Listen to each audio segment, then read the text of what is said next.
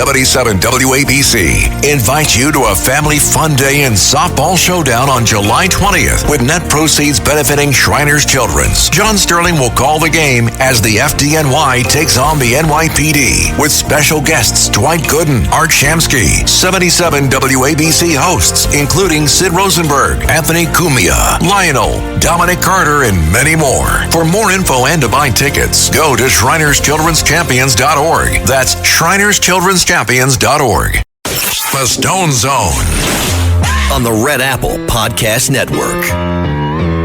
And we're back in the Stone Zone. Joining me now is MarkAVargas, who is not only the editor of the Illinois Review, but has his own record of public service, serving as a civilian in a number of foreign assignments to work for his country. I want to ask you, before we get into the real topic I invited you to talk about, J.B. Pritzker, the hefty Illinois governor with a waistline that makes Chris Christie look svelte.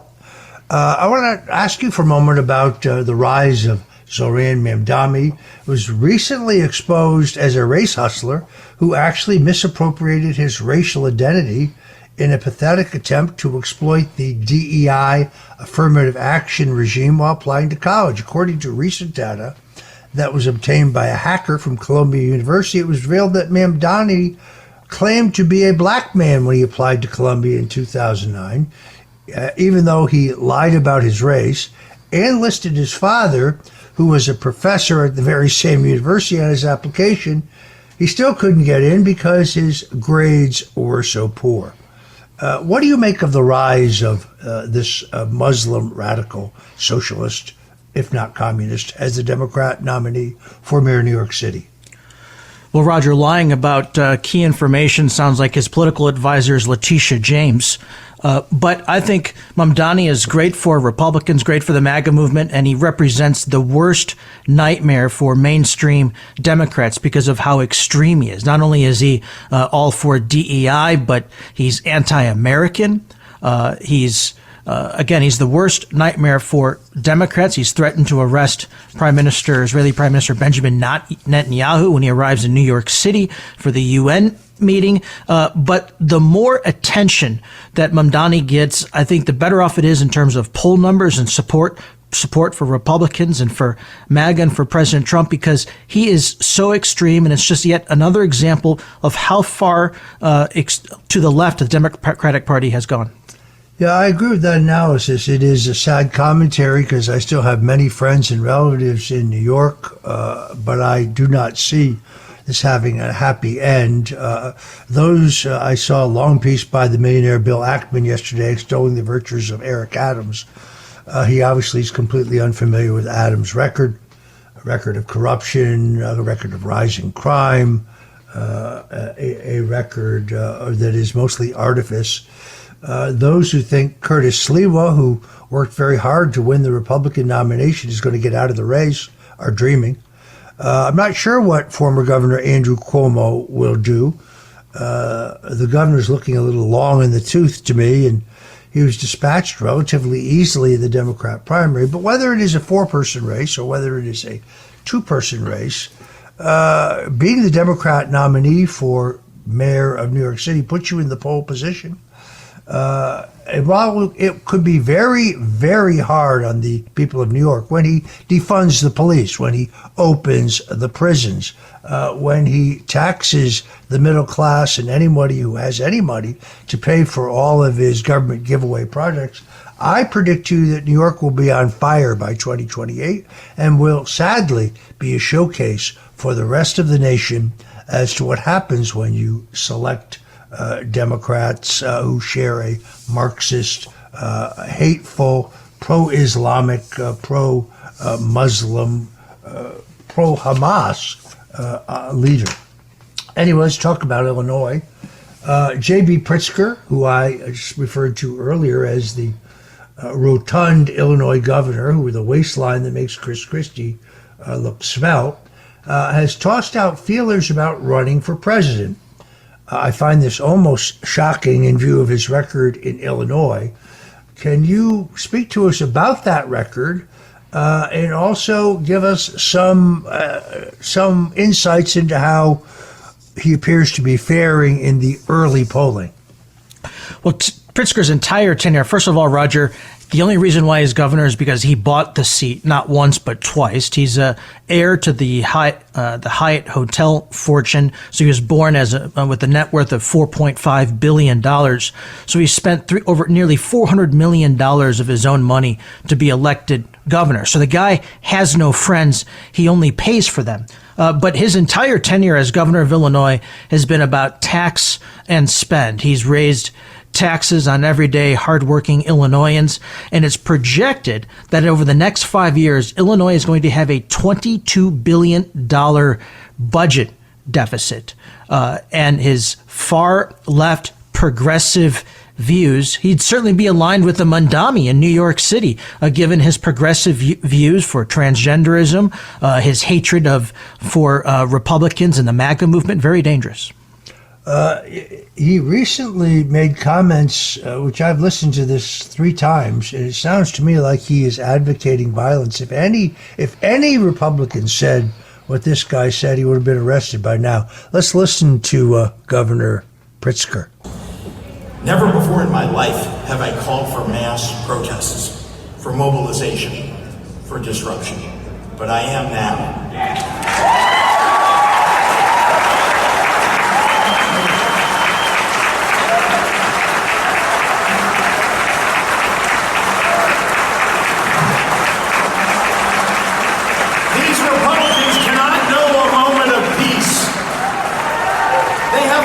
That we will fight their cruelty with every megaphone and microphone that we have. We must castigate them on the soapbox and then punish them at the ballot box.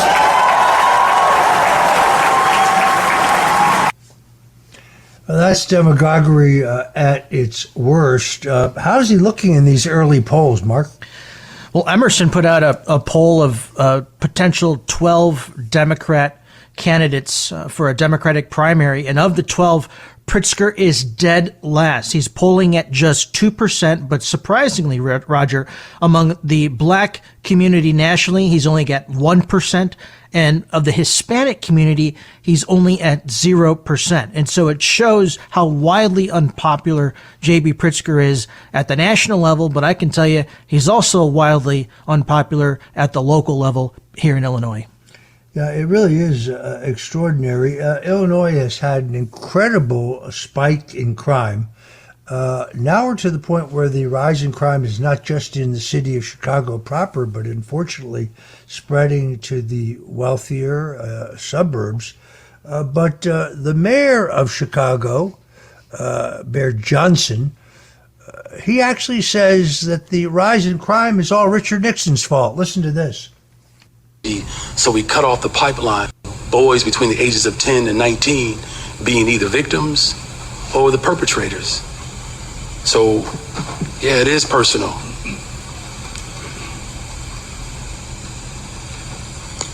Black death has been unfortunately accepted in this country for a very long time. We had a chance 60 years ago to get at the root causes, and people mocked President Johnson. And we ended up with Richard Nixon. I'm going to work hard every day to transform this city. That's what it takes to build a better, stronger, safer Chicago. And I need everybody to step up. Let's be very clear about this. It was President Richard Nixon who desegregated the American schools. It was President Richard Nixon who appointed more African Americans to federal office than Lyndon Baines Johnson and John F. Kennedy combined. It was Richard Nixon who gave us the policy of affirmative action. It was Richard Nixon who desegregated the trade unions.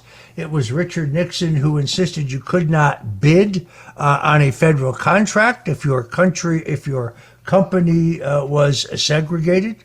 It was Richard Nixon who increased 9-fold the funding for black colleges.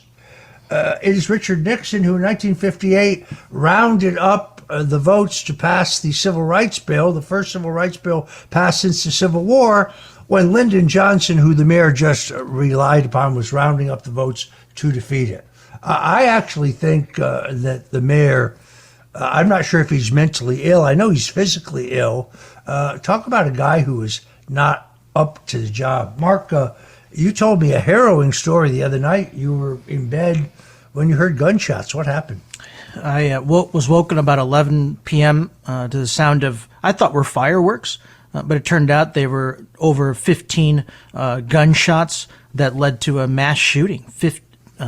18 people were shot, 4 were killed just a couple of blocks from where I was staying. It was unbelievable. And again, this has been encouraged by the leadership of Governor Pritzker and Brandon Johnson. I mean, you cannot ask the mayor, who, by the way, Roger, his approval rating is at 4%, the lowest approval rating, I think, of any mayor in history.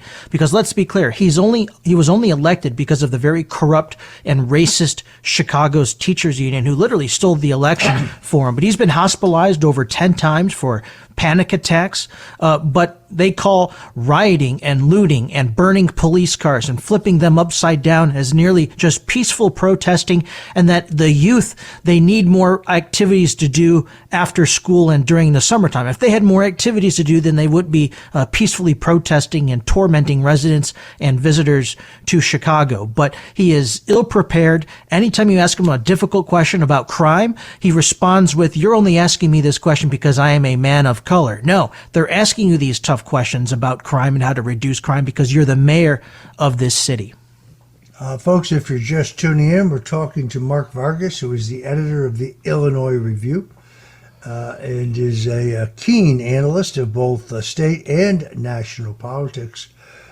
Mark, Pope Leo, the new pope, is a Chicago native. Thus far, he has released some statements that seem like a breath of fresh air, while a couple other things he says show that he's not incredibly different than his predecessor, the late Argentine Marxist sympathizer, Pope Francis. What's your take on Pope Leo and the direction he's going to take the church? Well, it's certainly interesting to have a pope who grew up in a county just next to yours, where you grew up. He's still a registered voter in Will County in the western suburbs of Chicago. Just last summer, he was at one of the famous Chicago pizza joints with his family. He's an unabashed Chicago White Sox fan, and I am as well.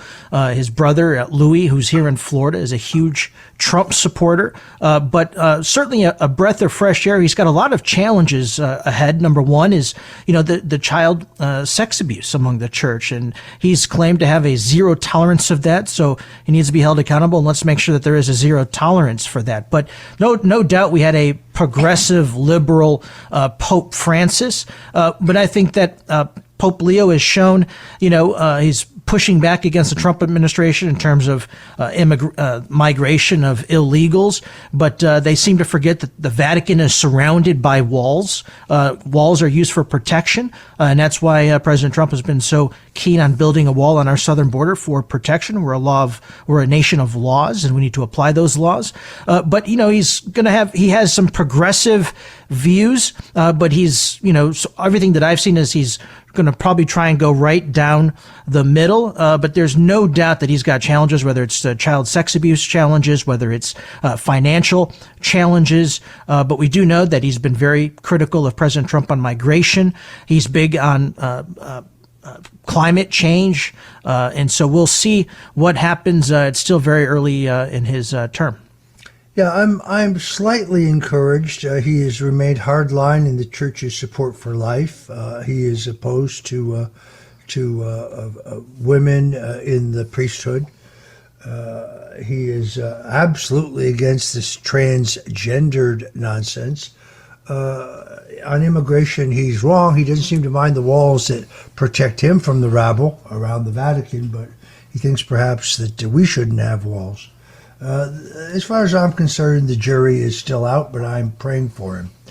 If you're just tuning in, we're talking to MarkAVargas, the editor-in-chief of the Illinois Review, and we'll be right back with a bit more, so please stay here in the Stone Zone with us on this July 4th. We've got a little more musical interlude coming up for you as well. We'll be right back. The Stone Zone on the Red Apple Podcast Network. The Stone Zone on the Red Apple Podcast Network. Welcome. We're back in the Stone Zone, and as promised on this 4th of July special edition of the Stone Zone, we have a musical interlude for you. It would not be the 4th of July if we could not hear the iconic Kate Smith and her rendition of God Bless America. Again, if that doesn't stir your soul, you're just not an American. We're still talking to MarkAVargas, the editor-in-chief of the Illinois Review, a man who has served his country in a number of foreign assignments as a civilian. Also, someone who was very instrumental in working for my pardon, the pardon of Governor Rod Blagojevich, the pardon more recently of Ross Ulbricht, who the noted libertarian, who President Donald Trump pledged to pardon prior to the election, then kept his pardon. Mark, I want to ask you about this. Ross Ulbricht and his mother, who was a great champion for his freedom, have called on President Donald Trump to begin a tradition of, I guess we would call this Pardon Fridays, urging the president to make pardons, commutations, or to reverse decades of Department of Justice abuses by showcasing a different case every Friday. In the spirit of mercy and justice, these grassroots leaders are calling on President Trump to take a bold action against decades of DOJ abuse by issuing these regular pardons and commutations for political prisoners, whistleblowers, and other victims of the deep state. What do you think of this idea, Mark? Well, first of all, Roger, the role that you played with Ross Ulbricht was instrumental in that of Susie Wiles, and the president, once again, showing he's got backbone and trying to right wrongs. And so incredibly grateful for the president, for his actions, and certainly incredibly grateful for yours as well as Susie Wiles' actions, Roger. But, you know, this is incredible. Forgiveness Fridays, I love this because what we've learned, certainly with your case and with the president's cases, is how broken and racist this criminal justice system is. And we've seen over the last several decades how Democrats and Republicans on both sides, particularly the Democrats under the Obama and Biden administrations, of how they weaponized the Department of Justice and the FBI to go after their own political enemies, whether it was you, whether it was Rod Blagojevich, President Trump, so many others in President Trump's orbit. And we've learned through your case and other cases that the prosecutors, they actually hide evidence that show innocence. It's remarkable. You would think this is what happens in a third world country, but this is what happens in the United States of America. And thanks to President Trump and his leadership, I think we're finally on the path to right wrongs and recalibrate our justice system because it has been so broken for so long. I think this idea of Forgiveness Fridays would be a fantastic opportunity for President Trump to demonstrate his compassion and his love of second chances while bringing relief to many who can be safely returned to their families and their communities. Trump has already appointed leader and conservative champion attorney Ed Martin as the pardon attorney. He's appointed Alice Marie Johnson, a great woman, as the so-called pardon czar. They're working very hard to evaluate the cases of the many who have been wronged in a corrupted and politicized criminal justice system. I think Trump's mercy in this respect, which activists really respect, is due in no small part to the enormous lawfare that they deployed against him. They tried to keep him off the ballot. They tried to bankrupt him. They tried to throw him in jail. And despite all of that, he persevered. Now the tables are turned. It's New York attorney Letitia James, who's under investigation for a 20-year record of mortgage fraud, and now under investigation because she was well aware of a major New York bank that was violating the Iranian sanctions to the tune of $90 million. Letitia, if you're listening, the FBI is coming to your home one morning soon. Mark my words. Thanks for joining us today in the Stone Zone. God bless you on this Independence Day, and God bless America. Thanks for listening to the Stone Zone with Roger Stone. You can hear the Stone Zone with Roger Stone weeknights at 8 on 77 WABC. If you like the podcast, share it with your friends and listen anytime at WABCRadio.com and download the WABC Radio app. Hit that subscribe button on all major podcast platforms. Plus, follow WABC on social on Instagram, TikTok, Facebook, and X. See you next time for a new episode so you never have to wonder. What the heck is going on here? When you're having a baby, there's a lot on your mind. At Northwell's Staten Island University Hospital, you can rest easy with our reimagined labor and delivery experience. Our new Grapuso Women and Newborn Center provides private suites, overnight accommodations for a loved one, and a top-level NICU. All powered by the team that cares for the most moms and babies in New York. It's care made for Staten Island and made for you. Visit northwell.edu/newbaby. Staten Island University Hospital. Raise health. Hospital. Raise health. Hospital. Raise health.